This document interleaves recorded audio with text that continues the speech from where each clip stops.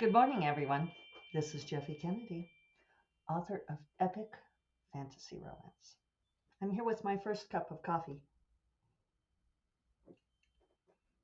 Ah, good and needed.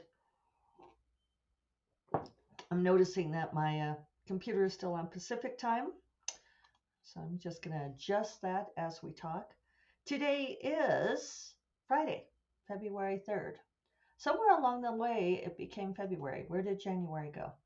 No idea. Here we are, back on Mountain Time. So, it's been a busy week, and I has a tired.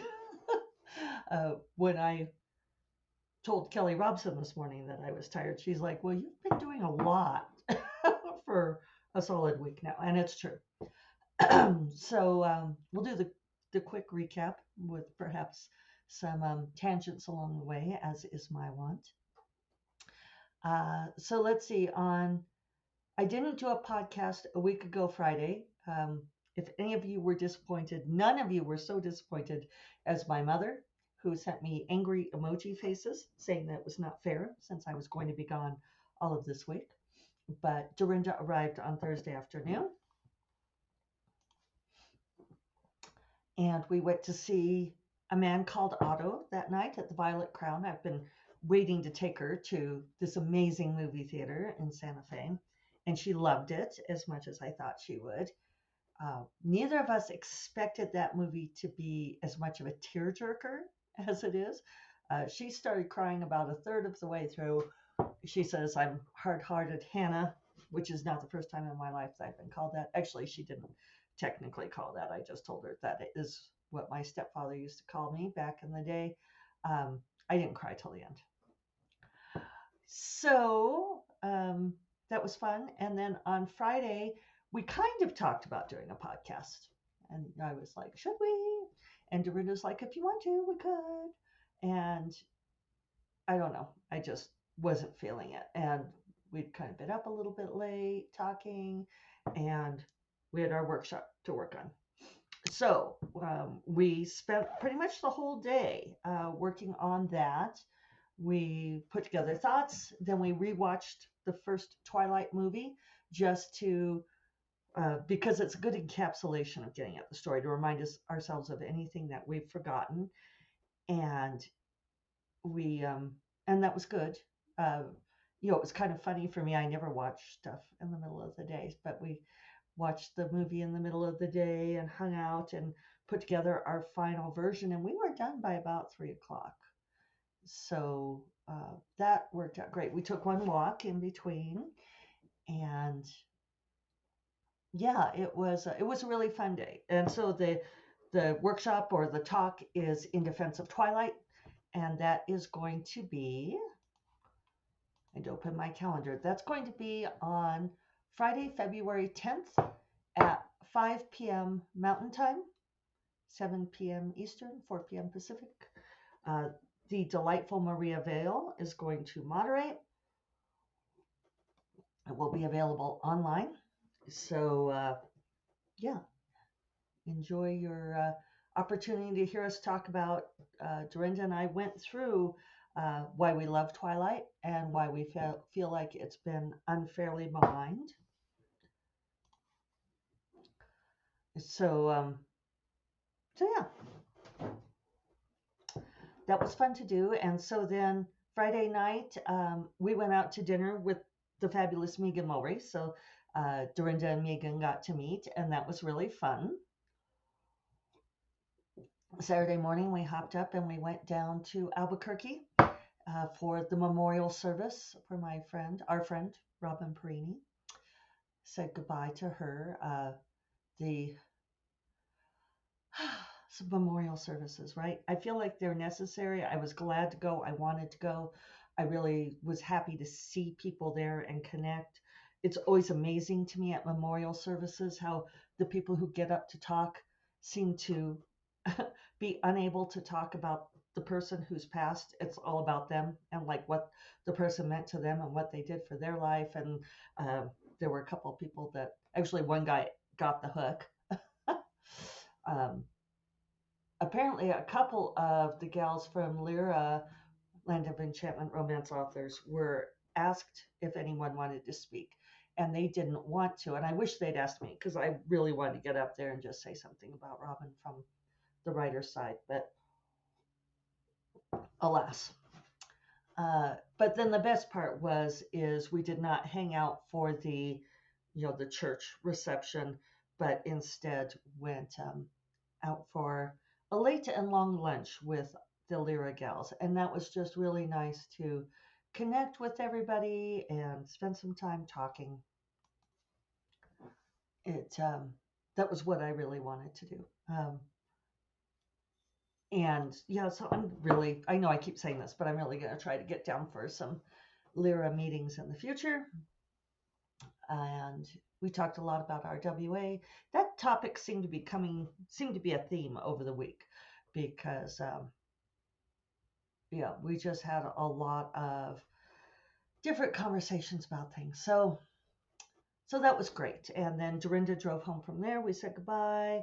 I ran a couple of errands, got back home, spent Saturday evening with David, Sunday morning, back down to Albuquerque. And oh, I'm getting this lag. Oh, there, that's better. It was weird. It was like I went into weird slow motion for a bit. And so then I flew to California and spent the week doing site visit stuff with SIFWA. Saw some good friends. It was a nice bit mix of business and pleasure. It's funny to me, like how on the airplane tickets or rental cars, that kind of thing, when they want you to check, business, leisure, mix of both. And it's like, now that I am, and it's funny that I even say that, now that I'm a full-time author, though I have been for 7.5 years, um, it is still somewhat bemusing to me that this, like, going out and spending time with friends. Oh, I think we have kitten request. Okay, so I let the kitten in. And where was I? David had to tell me some information since I popped my head out. It's always the risk of popping your head out. We're fighting with insurance on prescription copays and stuff. Alas. So, um, oh yeah, I was just talking about, it's funny that this is like literally my job where I go and see people and have conversations, partly as a writer and partly as president of SIFWA. It's remind me anytime I complain because it is a pretty wonderful life that I get to do this. One of the things I got to do is uh, one of my readers, uh, Kate Brem, I believe is her author name. When I said I was going to be out in the Los Angeles area, she contacted me. She's an aspiring author of fantasy romance, has a novella out in March, and she uh, turns out is like this super smart aerospace engineer who works on the space program at JPL for NASA. It's amazing to me how many people don't know what JPL stands for. But yes, Jet Propulsion Laboratories for NASA in Pasadena. And she offered us a tour. And at first I was like, because you all know I'm not really a space nerd kind of person. I'm on the fantasy side. Uh, I think space stuff is cool, but I don't geek out on space stuff. But I sent it around to the other SIFWA gals who are going to be doing the site visit and said, is anyone interested? And our executive director, Kate Baker, we had a lot of Kates, uh, emailed back immediately. And she was like, oh my God, I want to do this. So it turns out that this was really a special thing. We got this VIP tour because Kate Brem got us in. I don't know if you all can hear that, but Killian is playing with the little springer on the doorstop thing. And she and I had emailed back and forth about setting up the tour, getting IDs, people had to get security clearance. And she had asked me, well, are these folks, would you say that they're your colleagues? And I said, well, yeah, It's our executive director, deputy executive director, uh, Nebula Award Ceremony Coordinator, conference project manager, and then I'm president. And so she, had to go through like her manager and set up this tour and all this kind of thing. But anyway, we got this VIP tour. We got to see actual spacecraft being built, um, which I guess I didn't know that we would get to do that. We got to see mission control, actual mission control, uh, and it was thrilling. It was much more fun than I expected it to be, and we, yeah, it was just fabulous. And now I have a cat standing in front of my screen, which is beneath the camera, so you all are safe. Uh, so there are many, many cool things to share. I took some pictures. I need to share more on social media.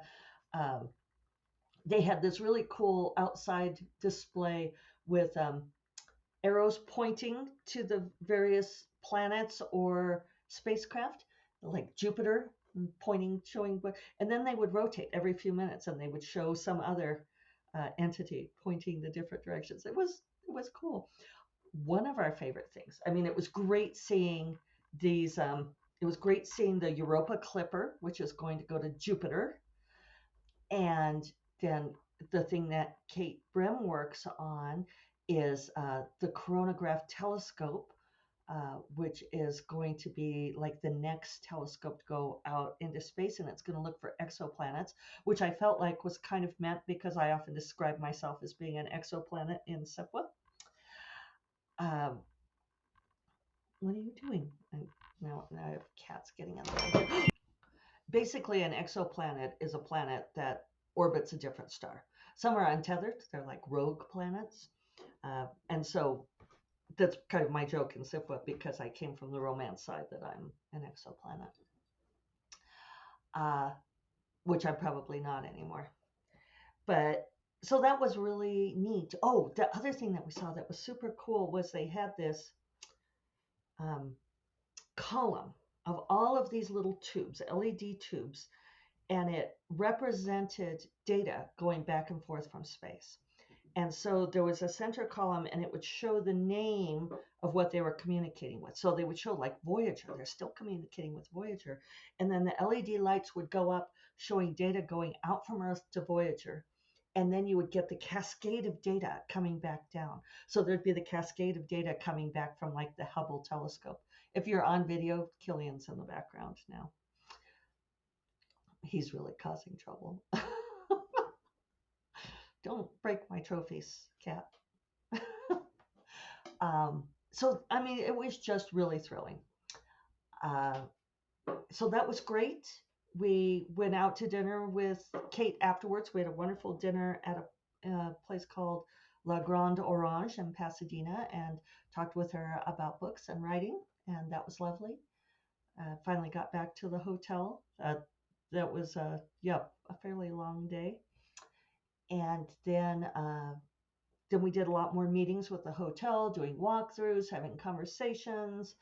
The fabulous Charlie Whittock is, who's Megan Mulray's husband, the Charlie of Megan and Charlie, was there volunteering to advise us on audiovisual stuff, and it was wonderful to have him there.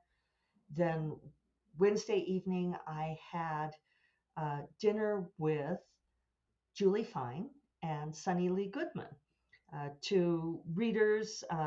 And I don't often use the word fan, but because I have problems with it. But those two are really super fans. And Julie drove 2 hours up from San Diego to see me. Sunny was closer, but she brought us little treats, little bags. And those two had never met, and they share so many reading interests. And, I've talked about this on the podcast before that I feel like we've lost some coherence, especially in the romance side of the community, and opportunities to see each other. So it was really great to introduce those two. We ate at Roy's, which was not far from the Sheraton Anaheim, and I'm so going back. I had the butterfish, which was on Julie's recommendation, and it was amazing. Melt in your mouth good. And we had chocolate souffle for dessert. Oh, So good. It was just an exquisite evening. And on Thursday we did more meetings. I was trying to get writing done all this time, which I was only marginally successful at. So one of our take home messages from today is there's no way I'm getting Rogue Familiar out by the end of February. In fact, uh, I just put a note on my to-do list to email my audiobook narrator because I don't think I'm going to have the book done in time for when I plan to get it to her. So I don't know if I'm going to try to write today or not. I'm tired. I mentioned that I'm tired. Uh, Flew home last night. I hung out by the pool some yesterday and tried to get some work done, but I'm feeling very behind on everything from between Darynda being here. Like I've got a solid week of not having gotten any business done. And now I get to fight with insurance. They're doing a thing where they're asking us for extraordinarily high copays uh, because we have a high deductible and they want us to start eating away at this deductible. Who knows? So I may just do business today. Uh, now that I've resigned myself that I'm not going to get this book out in February, which is sad, but uh, that does give me room because now I've all of March to get it out. I know a lot of you are waiting for it, but I also know you all are patient and like have it be the best book it can be. So maybe I can start getting some classes set up or something. Now, so I'm just going to take the next few days to rest, recover, get these things back in order, and yeah, deal with all the things and try to rest up. But it was really lovely to be amidst the palm trees. There were snow on the San Gabriels. Uh, Los Angeles was looking good and so green. All of that rain, it was so green, greenest I think I've ever seen it. And I kept saying that to people, and they're like, "Oh yeah, maybe so." I think they were all so crushed by that unending rain, and there's more coming this weekend, so they were sad about that. So that's kind of my encapsulation. I suppose one thing that I could need to keep in mind is recognizing that that's all part of my writing job too. It was great to connect with the readers and do all of those things, and that I don't necessarily get a lot of writing done as I ambitiously thought that I might. So I hope you all had a good week, and yeah, we'll get caught up. I'm gonna get back on my pillow here and back in the saddle, and I will talk to you all on Monday. You all take care. Bye bye.